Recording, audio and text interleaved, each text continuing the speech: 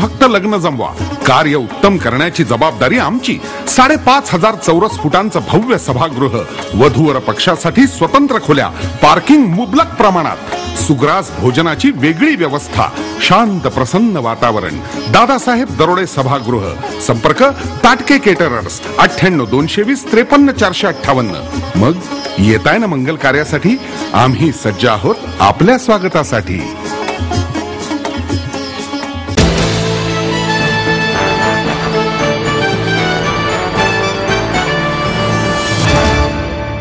Myers MITच्या वतीने UPSC मध्ये निवड झालेल्या 37 विद्यार्थ्यांच्या सत्कार समारंभाचे आयोजन करण्यात आले होते. मायर्स MIT शिक्षण संस्था समूह पुणे आणि मायर्स MIT स्कूल ऑफ गव्हर्नमेंटच्या वतीने केंद्रीय लोकसेवा आयोग स्पर्धा परीक्षा 2011 मध्ये यशस्वी झालेल्या IAS आणि भारत सरकारच्या इतर सेवांमध्ये यश मिळवलेल्या विद्यार्थ्यांचा 4था राष्ट्रीय पातळीवरील सत्कार समारंभ आयोजित करण्यात आला होता. यावेळी अध्यक्ष म्हणून माजी प्रशासकीय अधिकारी आणि आंध्र प्रदेशचे विधानसभेचे आमदार डॉक्टर जयप्रकाश नारायण, तर सकाळ मीडिया ग्रुपचे व्यवस्थापकीय संचालक अभिजित पवार हे प्रमुख अतिथी म्हणून उपस्थित होते. भारतातील निरनिराळ्या राज्यातून आलेल्या रुक्मिणी रियार, प्रिन्स धवन, अमृतेश औरंगाबादकर तसेच IAS आणि इतर प्रशासकीय सेवेमधील यशस्वी झालेल्या विद्यार्थ्यांचा पाहुण्यांच्या हस्ते सत्कार करण्यात आला. यावेळी रुक्मिणी रियार, प्रिन्स धवन, विश्वशांती केंद्र आळंदी, मायर्स MIT पुणेचे संस्थापक अध्यक्ष प्राध्यापक doctor Vishwanath Karad, MAEER's MIT school of गव्हर्नमेंटचे संस्थापक अधिष्ठाता प्राध्यापक राहुल कराड, मायर्स MIT शिक्षण संस्था समूहाचे कार्यकारी संचालक प्राध्यापक Mangesh Karad, MIT school of बिझनेसचे संचालक प्राध्यापक DP आपटे आणि डॉक्टर मिलिंद रास्ते हे उपस्थित होते. आपल्या भाषणात बोलताना डॉक्टर जयप्रकाश नारायण म्हणाले, परीक्षेत मिळालेल्या यशाने हुरळून न जाता या यशाच्या माध्यमातून लोकांची सेवा करण्याची संधी आपणाला उपलब्ध झाली आहे. लोकांचा पैसा लोकांच्या विकासासाठीच वापरला जाईल याबाबत तुम्ही दक्ष राहिले पाहिजे. भारत देशाला केंद्रीय लोकसेवा आयोगाची दीर्घ परंपरा लाभली आहे, परंतु एकमेकांवर दोषारोप करण्यातच वेळ जात असल्याने प्रगतीचा वेग मंदावला आहे. कुठल्याच शासकीय कर्मचारी अधिकाऱ्यांचा एकमेकांवर विश्वास राहिलेला नाही. हे विश्वासाचे वातावरण आपण निर्माण केले पाहिजे. आपण ज्या विभागाचे अधिकारी म्हणून शासनाचे प्रतिनिधित्व करत असतो त्या मंत्रालयाच्या दबावाखाली न येता आपल्या प्रतिभेला, सतसत विवेक बुद्धीला स्मरून निर्णय घेणे आवश्यक आहे. कारण तुम्ही जनतेशी, भारतीय घटनेशी बांधील आहात हे वास्तव तुम्ही ओळखले पाहिजे. सर्वसामान्य जनतेची सेवा करण्याऐवजी आपण त्यास दुर्लक्षित करतो आणि राजकारणी लोकांनाच महत्त्व देतो. आपत्कालीन योजना न राबवता दूरदृष्टी ठेवून योजनांची आखणी करून आपल्या जातीचा किंवा आपल्या प्रदेशाचा विकास होईल असा संकुचित विचार न करता भारताचा विकास होईल असा व्यापक विचार करणे आवश्यक आहे, असेही त्यांनी नमूद केले. अभिजित पवार म्हणाले, राष्ट्रीय एकात्मतेची भावना रुजणे आवश्यक आहे. भारतीय लोकशाहीत अनेक प्रयोग केले जात आहेत, परंतु ते यशस्वी होत नसल्याने डेमोक्रेसी ही हिपोक्रेसीचा डेमो होतो की काय अशी शंका येते. महात्मा गांधीच्या विचारांवर अंमल करण्याऐवजी आपण त्यांना केवळ पूजत आहोत. गरीब अधिक गरीब होत असून श्रीमंत अधिक श्रीमंत होत आहेत. ग्रामीण भागातील 70% जनतेला आजही केंद्रीय लोकसेवा आयोगाचे व्यासपीठ उपलब्ध होत नाही. 100 वर्षांपेक्षा पुढचा विचार करून धोरणांची आखणी आणि नियोजन करणे आवश्यक आहे, असेही त्यांनी सांगितले. यावेळी प्राध्यापक विश्वनाथ कराड यांनी स्वागतपर भाषण केले, तर प्राध्यापक राहुल कराड यांनी प्रास्ताविक केले.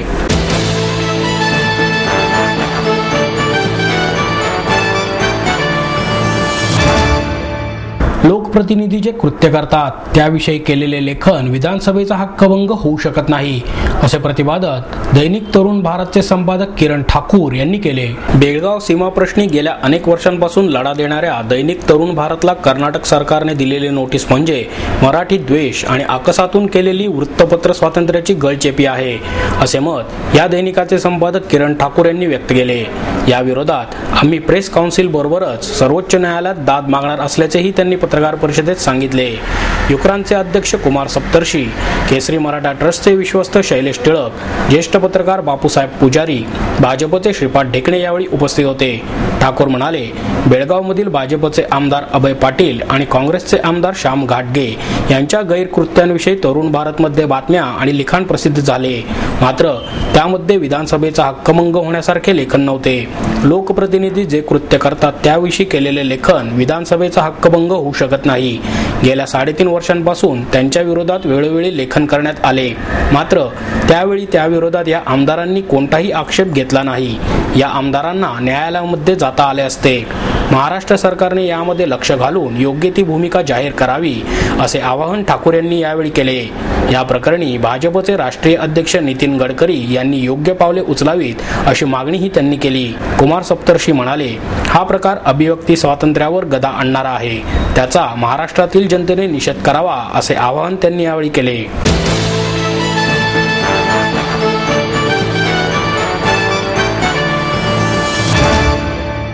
स्पर्धात्मक युगात पुस्तकी ज्ञानापेक्षा व्यावसायिक ज्ञान विद्यार्थ्यांना दिल्यास देशाचा विकास वेगाने होईल असे मत ज्येष्ठ बांधकाम व्यावसायिक DS कुलकर्णी यांनी व्यक्त केले. शाहू फुले आंबेडकर विचार मंचाच्या वतीने रवींद्र माळवतकर यांना कुलकर्णी यांच्या हस्ते कार्यगौरव पुरस्कार प्रदान करण्यात आला.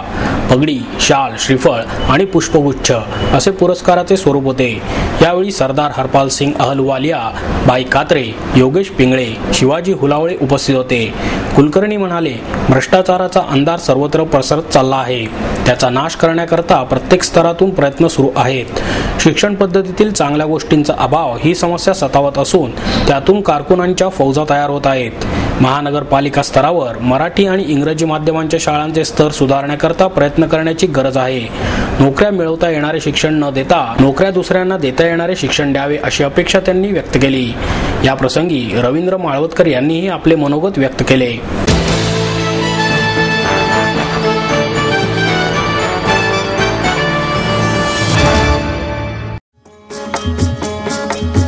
तुम्ही फक्त लग्न जमवा, कार्य उत्तम करण्याची जबाबदारी आमची. 5,500 चौरस फुटांचं भव्य सभागृह, वधूवर पक्षासाठी स्वतंत्र खोल्या, पार्किंग मुबलक प्रमाणात, सुग्रास भोजनाची वेगळी व्यवस्था, शांत प्रसन्न वातावरण.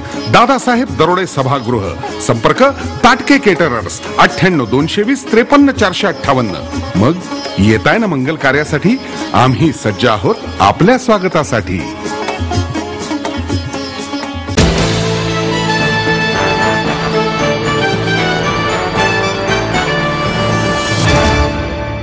लंडन ऑलिम्पिकमध्ये भाग घेणाऱ्या भारतीय स्पर्धकांना युवक काँग्रेसच्या वतीने शोभायात्रा काढून शुभेच्छा देण्यात आल्या. डेक्कन जिमखाना येथून शोभायात्रेची सुरुवात झाली. देशभक्तीची गाणी सादर करत बँड पथक आणि लंडन ऑलिम्पिकचे बोधचिन्हही यात होते. राष्ट्रीय आंतरराष्ट्रीय क्रीडापटू हातात क्रीडाज्योत घेऊन यात सहभागी झाले होते.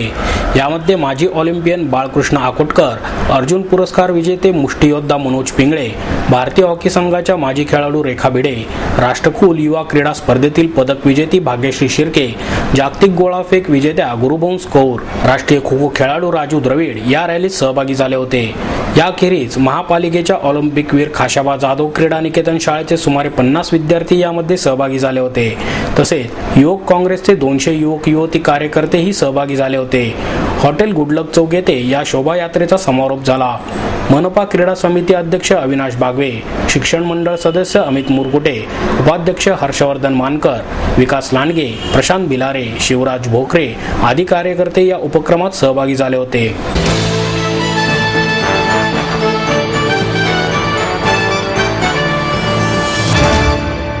मंत्रालयाला लागलेल्या आगीच्या पार्श्वभूमीवर अग्निशमन दलाच्या वतीने पुणे महापालिकेत मॉक ड्रिल करण्यात आले. दुपारच्या वेळी महापालिकेच्या आवारात नागरिकांची आणि नगरसेवकांची गर्दी जमलेली. तेवढ्यात आपत्ती व्यवस्थापन सुरक्षा दलाच्या आणि त्यापाठोपाठ अग्निशमन दलाच्या गाड्या महापालिकेच्या प्रवेशद्वारातून घुसल्या. या गाड्यातील 60 ते 70 जवान पटापट इमारतीत शिरले. आतील कर्मचाऱ्यांना आणि नागरिकांना या जवानांनी आग लागल्याची कल्पना देऊन इमारती बाहेर काढले. अचानकपणे ही परिस्थिती उद्भवल्याने सर्वांमध्ये घबराट उडाली. मात्र हे मॉक ड्रिल असल्याचे समजल्यावर सर्वांनीच सुटकेचा निश्वास टाकला. गेल्या 2 महिन्यांपूर्वी मंत्रालयात लागलेल्या आगीच्या पार्श्वभूमीवर आग लागल्यावर काय उपाययोजना करावी यासाठी आपत्ती व्यवस्थापन सुरक्षा दल आणि अग्निशमन दलाच्या वतीने हे मॉक ड्रिल करण्यात आले. त्यात आग लागल्यावर काय उपाययोजना राबवावी, आग विझवण्याकरता कोणती प्रतिबंधक योजना राबवावी, इमारतीतून बाहेर कसे जावे अथवा इतर नागरिकांनी कशी मदत करावी याविषयी या अधिकाऱ्यांनी आणि जवानांनी नागरिकांना तसेच कर्मचाऱ्यांना माहिती दिली. आपत्ती व्यवस्थापन सुरक्षा दलाच्या 50 जवानांसह मुख्य अग्निशमन अधिकारी प्रशांत रणपिसे, सहाय्यक विभागीय अधिकारी दत्तात्रय नागलकर, रमेश गांगड, केंद्र प्रमुख दत्तात्रय उमराटकर, समीर शेख आणि 15 जवान या कारवाईत सहभागी झाले होते. पालिकेत कर्मचाऱ्यांना मात्र काही काळ काहीच समजत नव्हते. अनेकांना वाटले खरंच आग लागली, पण कालांतराने हे एक प्रात्यक्षिक असल्याचे समोर आले.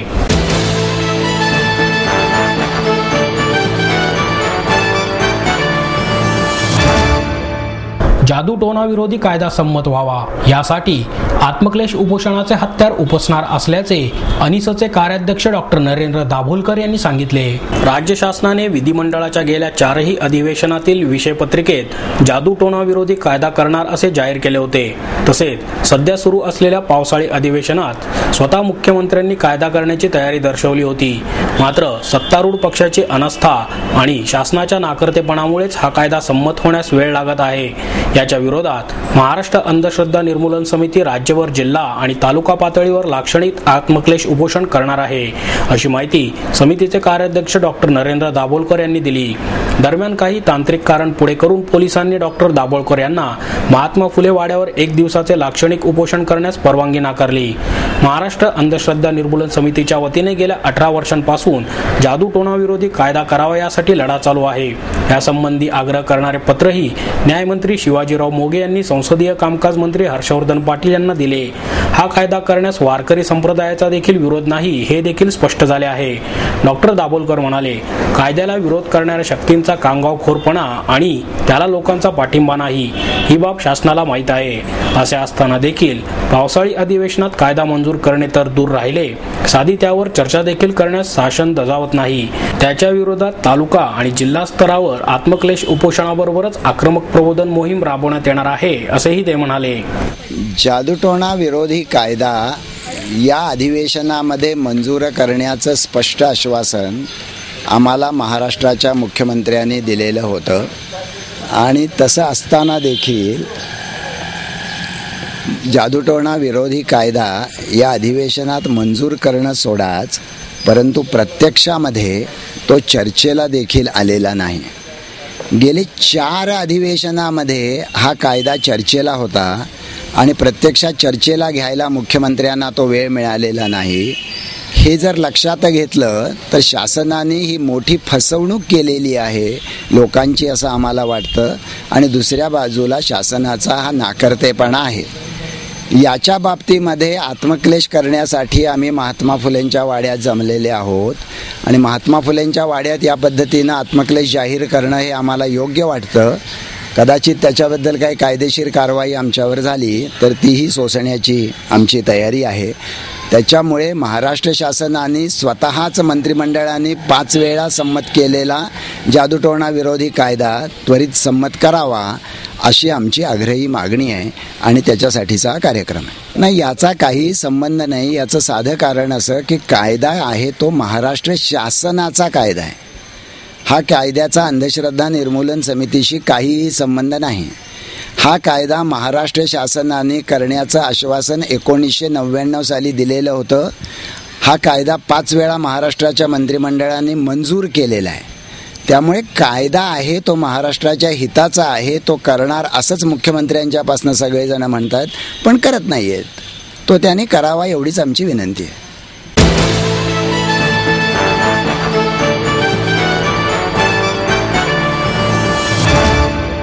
मनोरंजक बालगीते म्हणत आणि गोष्टी ऐकत बाळगोपाळांनी आजी आजोबांच्या गोष्टी या उपक्रमाचा मनमुराद आनंद लुटला. उन्हाळ्याची सुट्टी, शाळेला बुट्टी, झुरळाचं लगीन, आम्ही गड्या डोंगराचे राहणार ही गाणी गात गोष्टी ऐकत बाळगोपाळांनी एक वेगळा अनुभव घेतला. निमित्त होते महाराष्ट्र साहित्य परिषदेने आयोजित केलेल्या आजी आजोबांच्या गोष्टी उपक्रमाचे. याचे उद्घाटन सामाजिक कार्यकर्त्या रेणू गावस्कर यांच्या हस्ते करण्यात आले. आजी आजोबांकडून गोष्टी ऐकण्याची संधी सध्या मुलांना मिळत नाही. गोष्टीतूनच संस्कार होतात या जाणीवेतून परिषदेत हा उपक्रम सुरू करण्यात आला आहे. परिषदेच्या कार्याध्यक्ष डॉक्टर माधवी वैद्य, कोषाध्यक्ष सुनील महाजन, प्रमुख कार्यवाह प्राध्यापक मिलिंद जोशी यावेळी उपस्थित होते. माणसांच्या आयुष्यात दुःख, वेदना, अपेक्षाभंग, क्लेश असतात, तरीही गोष्टीतील शेवटी ते आनंदाने राहू लागले हे वाक्य तुम्हाला आनंदी राहण्यास विश्वास देतात. हाच विश्वास मुलांमध्ये जागृत करण्यासाठीच गोष्टी असतात असे मनोगत व्यक्त करून गावस्कर म्हणाल्या, मुले वास्तल्यासाठी कटाक्षाशिवाय मोठी होतात, मात्र हास्य आणि भावनिक स्पर्शाशिवाय मोठी होत नाहीत. गोष्टींनी नातवंडांचे जग विस्तारून टाका. गोष्ट सांगायची असेल तर योग्य त्या जागी थांबायला शिका असेही त्यांनी सांगितले. यावेळी रेणू गावस्कर यांनी गोष्टी कशा सांगाव्या याचे प्रात्यक्षिक जय तिलक ही बंगालीतील गोष्ट सांगून करून दाखवले. डॉक्टर वैद्य म्हणाल्या, हा उपक्रम सोसायट्यांमध्ये राबवण्यात येणार आहे कारण सध्याची मुले या गोष्टींपासून वंचित आहेत. जर आजच आपण मराठीच्या गोष्टी ऐकण्याची गोडी लहान मुलांना लावली नाही तर येणारा काळ हा मराठीसाठी धोक्याचा असणार आहे, असंही त्यांनी नमूद केले.